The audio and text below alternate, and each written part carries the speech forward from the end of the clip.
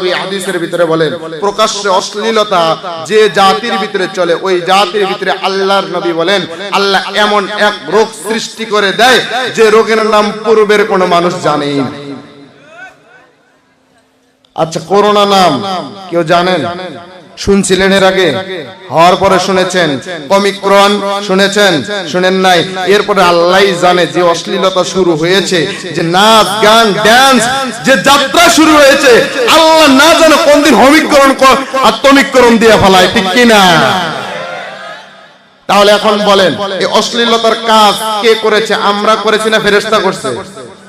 জোরে বলেন, অশ্লীলতা কে করে? আমরা করি না ফেরেশতা করে? তাহলে আল্লাহ যে কোরআনুল কারীমের ভিতরে আয়াতের মধ্যে বলে যাহারাল ফাসাদু ফিল বাররি ওয়াল বাহরি বিমা কাসাবাত আইদিন নাস, আছে না নাই? আছে না নাই? আমাদের হাত দ্বারাই তো আমরা